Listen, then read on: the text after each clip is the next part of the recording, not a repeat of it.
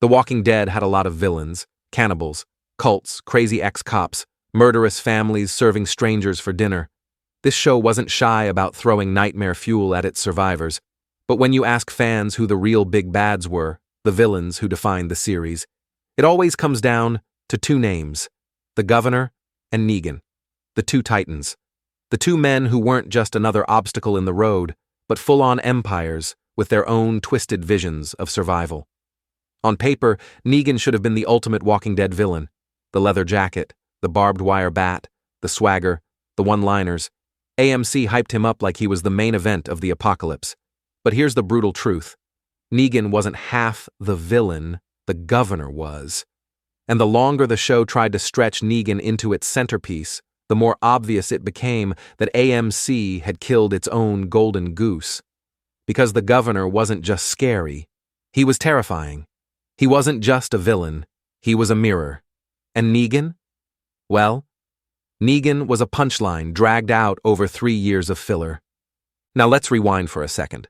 The Governor didn't storm onto the screen with a baseball bat and a catchphrase.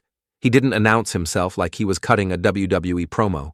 He slithered in quietly, calm, clean, respectable. He looked normal. He looked safe. And that's what made him dangerous.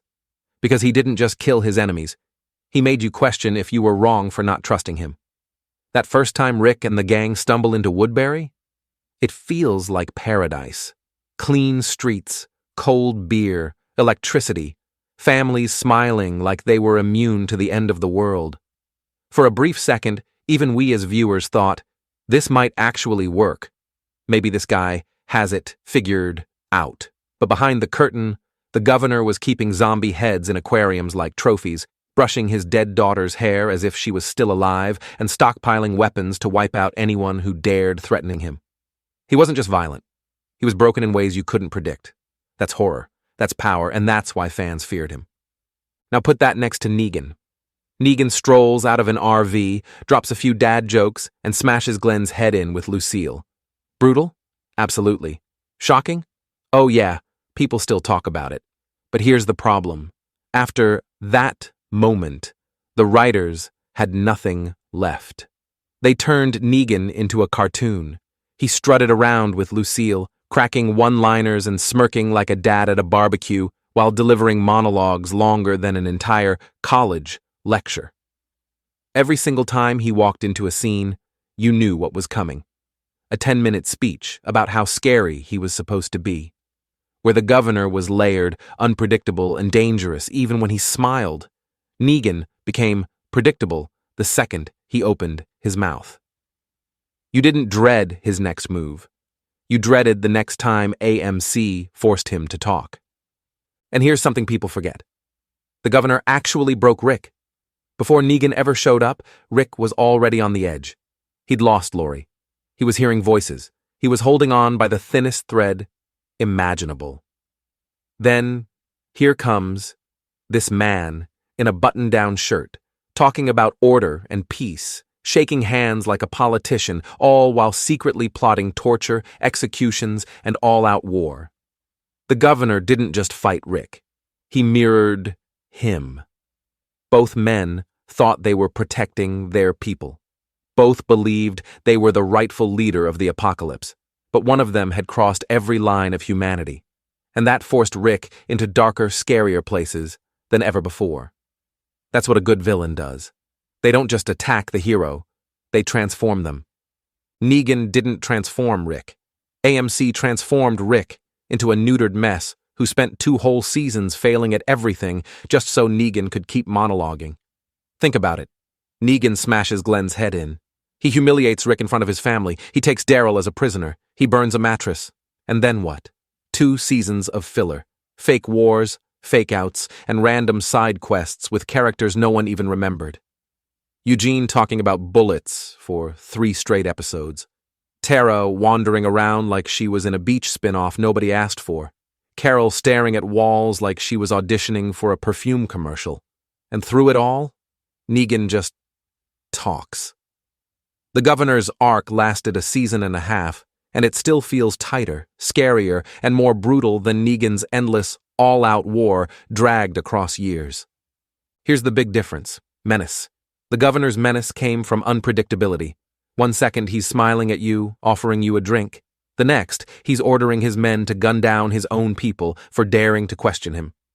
You couldn't put him in a box. Negan? Negan was in a leather jacket, holding a bat, saying, "I'm Negan," every 10 seconds.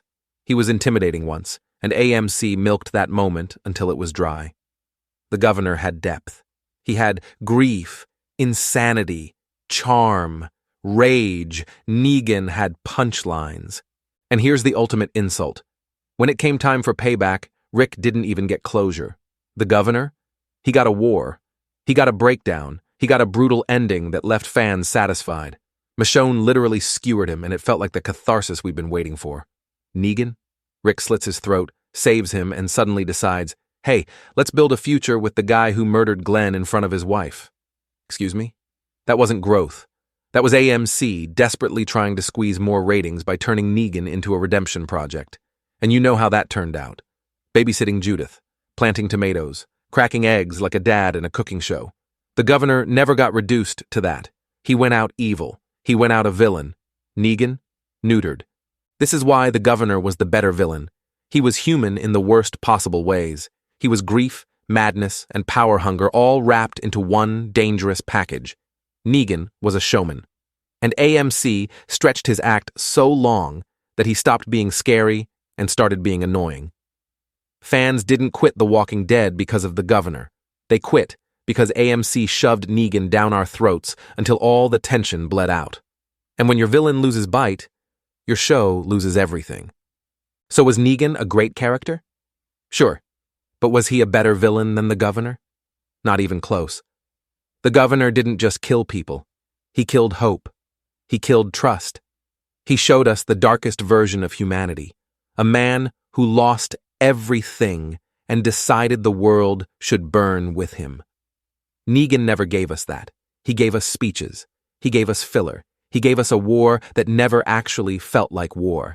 And that's why the governor will always stand taller as the true villain of The Walking Dead. And here's your tease. Because if you thought this comparison was brutal, wait until we dive into the worst episode The Walking Dead ever made. The one that had fans rage-quitting, throwing remotes, and declaring AMC officially dead inside. That's coming next, and trust me, you'll want to be here for it. So hit subscribe, smash like if you ever rolled your eyes at a Negan speech, and drop your thoughts. Who was the real villain of The Walking Dead? The governor? Negan? Or maybe AMC itself? Because here at Undead Opinion, the zombies might be fake, but the bad writing decisions are very, very real.